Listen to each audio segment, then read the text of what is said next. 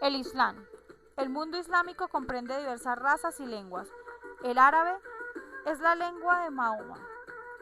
El persa y los turcos son los tres principales idiomas hablados, aun cuando ellos se escriban en el alfabeto árabe, con la excepción del turco moderno, y por tanto parecen igual a la vista.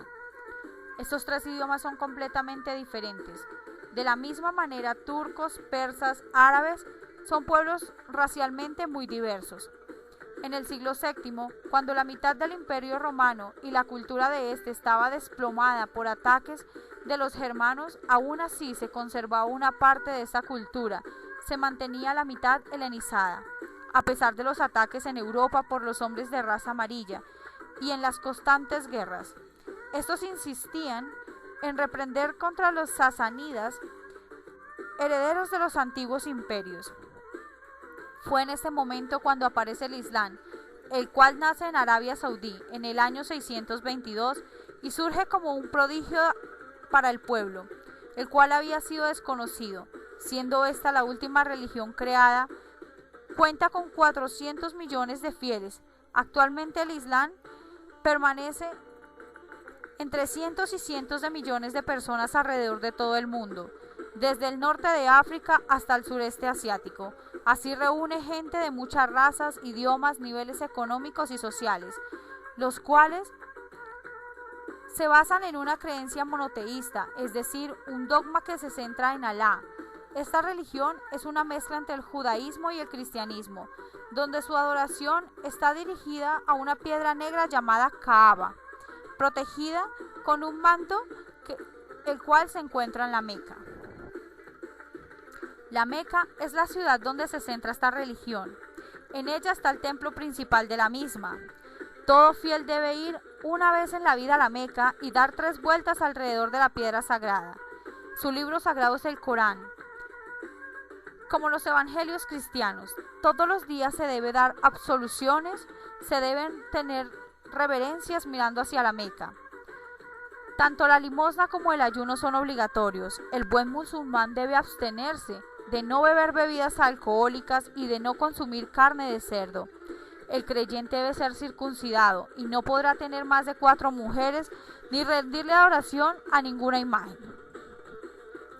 La religión del Islam está en torno a Mahoma, el Corán y las enseñanzas de una absoluta unicidad divina. Mahoma nace en la Meca a finales del siglo VI. Era cristiana, perteneciente a la tribu de los Guaraichíes. A los 20 años decide casarse con una viuda llamada Jadilla, obteniendo así un estatus social envidiable. Al no tener hijos varones, elige adoptar a un esclavo llamado Said y al primo del mismo, llamado Ali, ya que esta situación es un objeto de burla para la cultura en la que él vivió. La religión que nació por las predicaciones de Mahoma es la reacción de un pueblo consciente de una relativa unidad ante la estimulación de diferentes externas. Estos acontecimientos convirtieron a Mahoma en el ministerio, en el predicador que le grita al desierto. Sus prédicas lo convirtieron en un enigma, en un hondo misterio que no se conoce desde cuándo Mahoma presenta este profundo cambio personal. A sus 43 años, en el año 1610, Mahoma está en el monte de Hira cuando recibe su primera visión profética, de la cual tuvo temor, siendo que había sido poseído, puesto que escuchó a las montañas y las rocas pronunciando palabras, y en sus sueños vio a un hombre cuya cabeza alcanzaba el cielo y sus pies estaban sobre la tierra. El lunes, Alá envió al arcángel Gabriel en la mañana para darle a conocer a Mahoma su misión profética por medio de la orden del Corán. Igra. Mahoma, al ver al arcángel Gabriel, sintió miedo y creyó que había perdido el juicio. Por tal razón, intentó suicidarse desde la cima de la montaña, pero Gabriel lo detuvo entre sus alas y le dijo: «Eres el profeta de Alá». Inicialmente, pocos fueron los que lo siguieron y pocos creyeron en sus palabras proféticas. Solo con el tiempo se le otorgó la importancia a estas. En cuanto al Corán, este En las estructuras musulmanas, la última palabra de Dios, hecha descender sobre Mahoma, que ha sido transmisor íntegro y fiel del mensaje divino. Se dice que Mahoma no es el autor, sino el hombre que ha registrado en su mente las palabras divinas para decírselas a los suyos. Es inimitable, y la teología musulmana ha hecho de esta afirmación un dogma de la fe. La presión producida por el Corán fue un espacio musulmán y ha sido diferente. Los datos históricos y literarios sobre el nacimiento de los primeros desarrollos del texto coránico han llegado a las condiciones azarosas e inseguras. No hay ningún libro canónico de una religión que se presente como revelada, cuya transición haya estado sometida a tantas dudas, hipótesis y conjeturas como le ha pasado al Corán. El Corán presenta sin duda un gran poder político, teórico y exhortivo, pero considerado estéticamente no es una obra de primera calidad. Expertos musulmanes de todas las épocas, estudiosos europeos o de formación europea, piensan que la transmisión del Corán fue confiada inicialmente a la memoria de los compañeros y discípulos del profeta, aún de los cuales se habrían especializado como memorizadores de las revelaciones transmitidas por éste. La recitación del Corán está ordenada a producir una armonía espiritual al oyente musulmán, que lo debería permitir liberarse de los caos y de las amenazas que existen en la humanidad. Los musulmanes pertenecen a diferentes áreas lingüísticas, y aunque los que hablan árabe son minorías del mundo, entonación, pronunciación, ritmo son exigidos y han sido enseñados durante siglos y transmitidos por maestros y discípulos. El Corán debe ser recitado a partir del texto escrito, tocado solo por quienes se encuentran en estado de ritual puro. Se permite ocasionalmente recitarlo de memoria.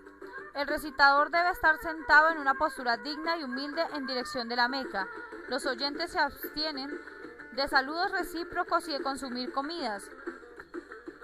Los términos con los que los musulmanes conceptualizan el mundo se vienen dados en el Corán. Los musulmanes conocen y aceptan otros 4 libros como libros sagrados, aunque no tengan la misma importancia del Corán. Estos libros son el Antiguo y el Nuevo Testamento, la Torá y el libro de Salomón, que de igual manera reconoce la importancia de otros profetas como Adán, Noé, Abraham, Moisés, Salomón y Jesús. De esta manera el Corán es la última palabra que Dios reveló y a la vez es la fuente básica de los mandatos y leyes del Islam. El Corán trata de los fundamentos de las relaciones entre Dios y el hombre, como también de las relaciones entre el hombre y su prójimo, en todas las esferas posibles. En cuanto a la religión islámica, esta pretende formar al hombre con distintas virtudes, debido a que éste es el representante del mundo, las cuales son establecer varias relaciones ontológicas entre el Creador y el hombre. Por ejemplo, la comunicativa hace referencia a escuchar la voz divina y la oración. En este ritual, el señor dependencia se encuentra en obediencia radical. Y por último, la relación con la ética, donde surge la ira divina, la benevolencia, la obediencia y el temor. El hombre sumiso que sigue las órdenes de Alá. El hombre es inconsciente por su misma esencia y es contaminado por la razón. La idea es que el hombre no pierda su inocencia. Reconoce al hombre en un principio de libre determinación de sus actos. Por otra parte, los musulmanes creen que el hombre existe como exponente supremo de la creación de Alá y que debe construir su destino. El hombre es libre de su voluntad y sus acciones. Puede decidir seguir o no el camino de Alá, pues él se lo ha mostrado a través de su profeta Mahoma. Pero si lo hace, formará parte de una comunidad extensa e identificada. Los cientos de millones de musulmanes que escuchan la llamada del almudevado se sienten hermanos y se reconocen mutuamente por su devoción a Alá. Con lo que corresponde a las enseñanzas del Islam, son los referentes a la responsabilidad social. Están basadas tanto en el afecto y el respeto como la solidaridad por los demás, dado que en algún precepto general la bondad probablemente llegue a ignorarse en algunas situaciones concretas. El Islam existe en actos de bondad específicos y define las responsabilidades y derechos de diferentes relaciones, en un círculo de relaciones que amplía gradualmente nuestra familia, padres, cónyuges, hijos, luego con los demás parientes, vecinos y amigos, conocidos, huérfanos y viudas, desde luego con los necesitados de la comunidad y de toda la humanidad. Esta responsabilidad se extiende a los animales y a todo el sistema ecológico. En cuanto a la educación impartida por la religión islámica, se puede decir que ésta pretende que la formación del hombre tenga una visión trascendente de la vida, permitiendo que él tenga un acercamiento con el mundo material para que así encuentre su espiritualidad. Y es así cuando la educación toma un papel importante, permitiendo que desde los niños adquieran y desarrollen ciertas capacidades basadas en la religión islámica. Tomar conciencia de que lo material no es lo único en la vida y que no es ni siquiera lo que predomina en ella. Tomar conciencia de una unidad, omnipotencia del Creador, a la vez que se concibe su bondad y su intención generosa hacia el ser humano. Tener un primer contacto con la persona de humanidad enviado por Alá a través de una breve biografía. Tomar conciencia de la importancia que para los musulmanes tiene la adoración a su Creador. Conocer de las adoraciones básicas y de los beneficios de ellas, los cuales reporta cada individuo en su vida o en la otra. Tomar conciencia de que el sistema moral del Islam está concebido para liberar al hombre antes de que lo esclavicen. Por tanto, habrá que valorarse al Islam como una forma de humanismo que busca el bien del creyente y no el mal del creyente. Instruye en la mejor medida posible al alumno en cómo es el comportamiento correcto en la mezquita, porque eventualmente será un individuo amante de acudir a ella. Despertar en el alumno interesado en la cultura islámica y árabe, en general su interés por el aprendizaje y el conocimiento de las lenguas árabes.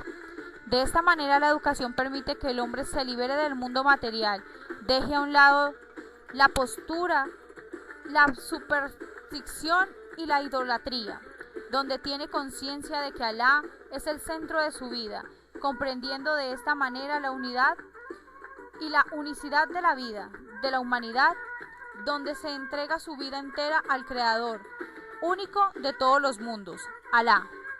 Los hombres no deben tener en su mente solo las potencias mundiales, deben rescatar la memoria histórica y ser conscientes de que antes de las grandes catedrales de Francia, cuando aún ni siquiera se planeaban, ya las mezquitas musulmanas se extendían y se veían espléndidas. Por tal razón nace la invitación a ver la historia musulmana como parte de la realidad humana y no como cuento de hadas o de brujas narrados en la historia de las 1001 noches.